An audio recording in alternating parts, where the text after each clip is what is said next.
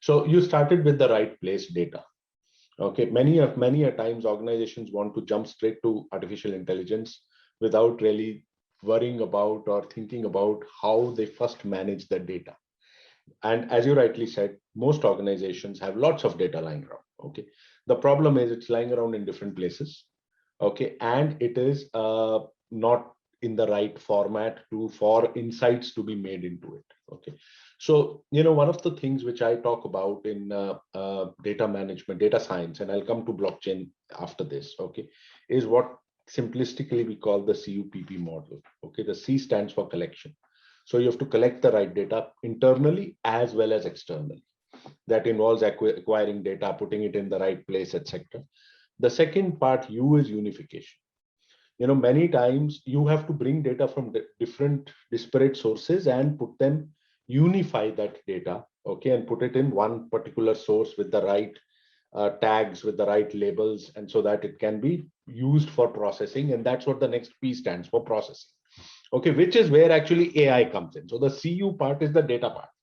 Okay, and then the P part is processing, which is what we usually know, the algorithms, building the right data models, etc., training on the data which has been collected, and therefore create the algorithms which you or your partners could do, okay, to kind of derive insight from the data. And the final P is presentation, which is you've got some insight out. Now, how does this get presented to you, or to your customers, or to your vendors, or to your management? And this could be through an app, through various visualization tools, etc., etc. So I think very simply at the highest level, if one follows the CUPP process, okay, that will start making sense out of it. So look, I've been working in AI, as you know. In fact, in Cambridge, where I am right now, I study AI in the university. And the only thing I can say is that artificial intelligence is one of the most misused words which is out there. Okay, it is. And artificial intelligence is not one technology. It is a plethora of technologies under that umbrella. And not all of them would be useful from a manufacturing scenario. Okay. So machine learning is one technology, for example, within AI. Deep learning is another technology within AI. Robotics is actually another technology within AI. Computer vision is another.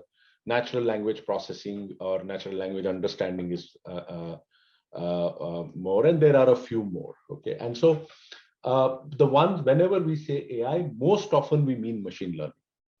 Okay, whether it is supervised or unsupervised. And machine learning, so if you go back to the CUPP process, the first P, the processing part, is where you can have machine learning algorithms, okay, which continuously learn, okay, so they get better and better, and to derive insights. And the typical use cases in machine learning, the most common use case is predictive maintenance. Okay, and when will your machine fail?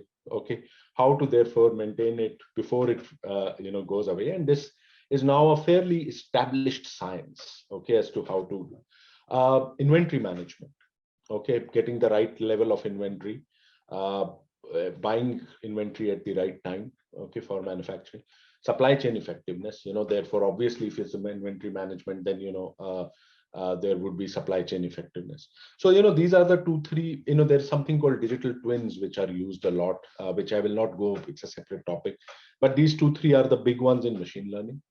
Couple quick ones. Computer vision has some interesting use cases. One of the largest steel manufacturers in India, requires a lot of coal. Earlier on, they would measure coal by actually weighing it. Okay, how many tons do I have? Now they have a drone which flies there. Through computer vision, you can map the amount of coal and predict, okay, how much kilograms. So computer vision could have some interesting.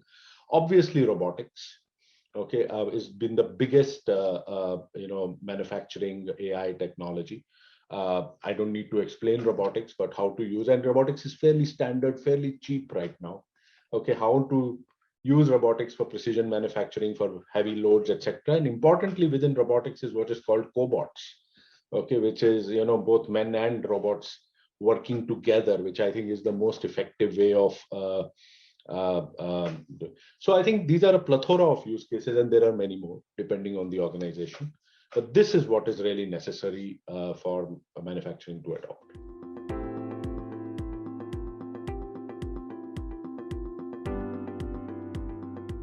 So how are manufacturing organizations experimenting with blockchain for visibility in areas of supply chain, asset tracking, traceability, and quality? I think that most of the work that is happening is in manufacturing from a technology viewpoint is in the area of AI and IoT, okay, limited in blockchain, okay, because I think blockchain is still a technology, still a hammer trying to find its nail. And therefore, while there is some level of supply chain related work for manufacturing, which has started happening and POCs have started happening, this crisis saw a massive supply chain disruption. Okay, and therefore seeing how putting suppliers on a shared blockchain and therefore having much more transparency, visibility, shareability in the process which a blockchain can give you. Some of those work has started happening, work related to provenance and traceability on blockchain work has started happening. But if I may say so, I think these are pretty much at a POC stage. There is still no scale application that I know of.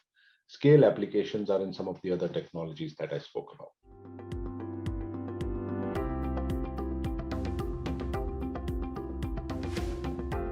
What we've also noticed that solution providers of these technologies, there's a gap between the way the solutions are positioned.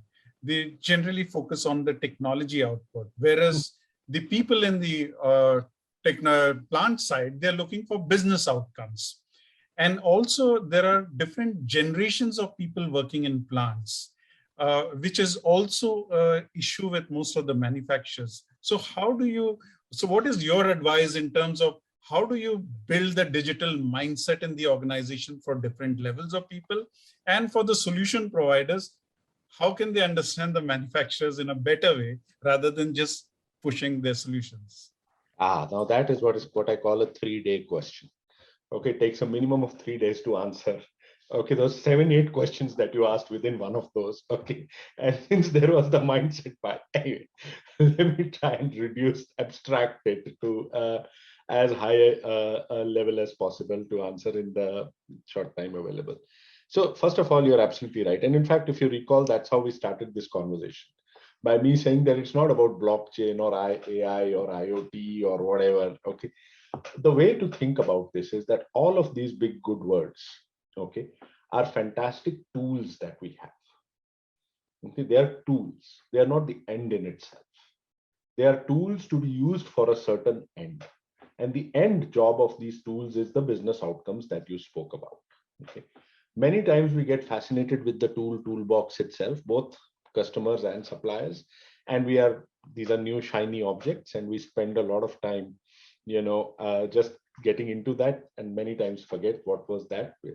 Now the thing about these tools they're not very old. They're 10-year-old, 20 years old, 5 years old. Some of these tools, what they have allowed us to do more than anything else is to work in a different way with a different mindset. These tools allow us to work in a much more agile way. These tools come with business models, which means we do not have to put huge outlays of money right up front. We can take these tools for rent, okay, through cloud models. Okay, we can pay much lesser. We can take on trial basis, okay, many of these tools. Okay, and so what they allow us to do is, unlike 10 years back, is that you can do fast experimentation, 4, 5, 6 different experiments. What works, then you can scale up. The rest you can throw away. And that is the mindset change which is absolutely necessary. Many times, especially in manufacturing organizations, generations have been taught to do things perfectly, to do things right the first time. Okay, and there's no second chance. While that is not for example, if you take AI as a technology within that machine learning, by its very nature, you will fail 3-4 times before it actually succeeds, because it gets better and better over time. And so you're not going to get the right answer right up front. And so to conclude, and I've taken it at a very high abstraction, okay, to conclude, Start with the business problem. The business problem could be about reducing cost, increasing safety, increasing efficiency, okay, increasing throughput, reducing maintenance costs. There could be different business problems. Then look at the, the tools and the solutions necessary, whether it comes from suppliers, whether you build it in-house. But most importantly, adopt a mindset which is an agile, trial, experimentative mindset. Experiment with a few. It's not going to work right the first time. Please be ready to accept that. Okay, but it's not going to cost you much. Okay, and when it does work, it could change your life. To give you an example, a particular company that I work with uses foam making machines, foam. Okay, and they had a yield which was close to the industry best, but still had a few percentage points to go.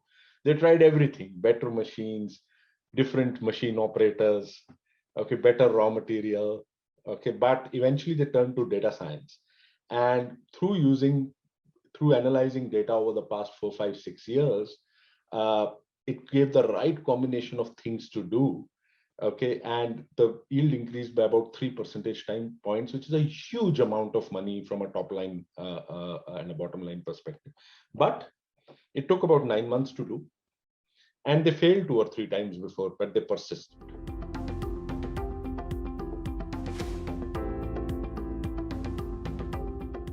What are the 3 areas which manufacturers should try this tool of AI, which are low risk and high yield for them, and what kind of time frames they should look for in getting results? Because you said they need to develop patience. Yeah. What's the time? 12 months. The second answer is easier than the first. Okay, 12 months is a good time frame. Okay, whenever you work on data, and when I'm saying 12 months, I mean 12 months after your data is ready. Okay, because sometimes it can take 12 months to make the data ready. Okay, so 12 months, okay, is a good time frame, and you have to be patient regarding that. When you set up a manufacturing plant, you are very patient. Okay, you take years to do that because it's something which has been ingrained in you. But the patience, the moment something new comes in, technology comes in, you lose your patience. Okay, and so you have to think of it the same way. One of very senior auto executive, very senior, very well-known man whom I used to work with gave me this insight, saying that when I set up an auto plant, a car plant, okay, I spend 5, 6, 7, 8,000 crores for a new car plant. Okay, but when I am trying to bring a technology which could help me as much as a new car plant, I have a problem spending 100 crores. So I have to think of this like a new auto plant. And the thing is, a new auto plant might be for a new model, which might fail, which won't work in the market. Okay, so that same mentality you have to bring into this. So that much amount of time. In terms of the top 3, it's very different for different industries, very frankly. But just by being what is out there, I think predictive maintenance is the lowest risk, highest possibility of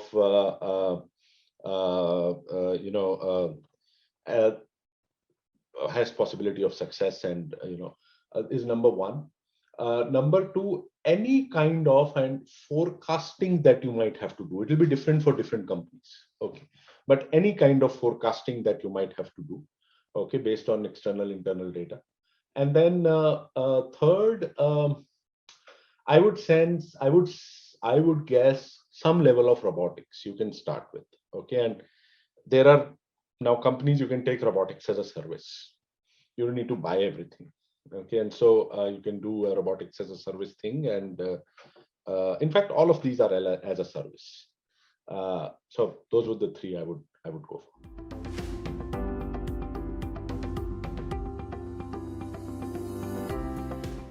That's a good question. Because favorite can have 2 meanings. One, which has just been the most successful from a business standpoint, is one way to define a favorite. Another way to define a favorite is something which is just so new and so innovative, right? That is another way to define a favorite. Being a business person, I would choose something which has been successful from a business standpoint. And the company that I am currently associated with, Findability Sciences, did a particular was presented with a certain problem by a large global commodities trading firm. Okay, that they buy a certain commodity every morning, you trade in it, right? Every day you trade in it, and the price varies.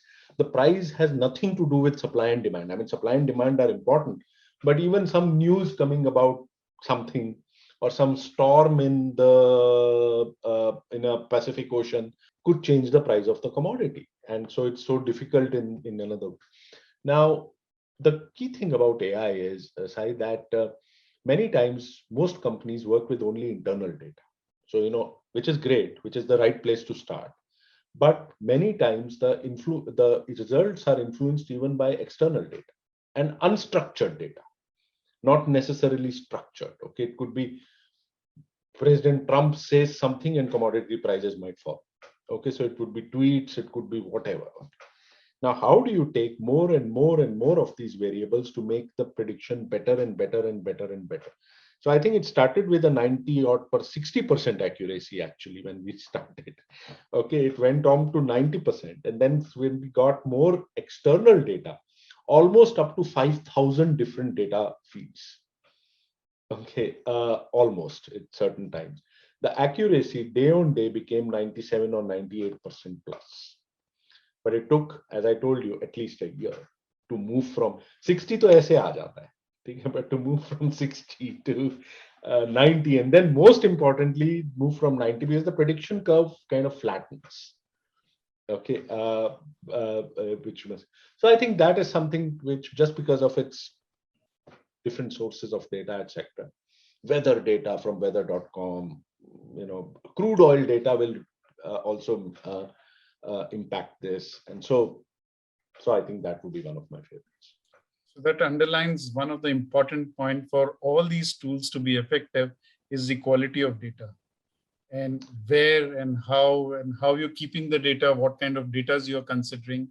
And it is not the tools to be blamed, but it is the effort what the organizations need to put in getting the quality of data. This is amazing.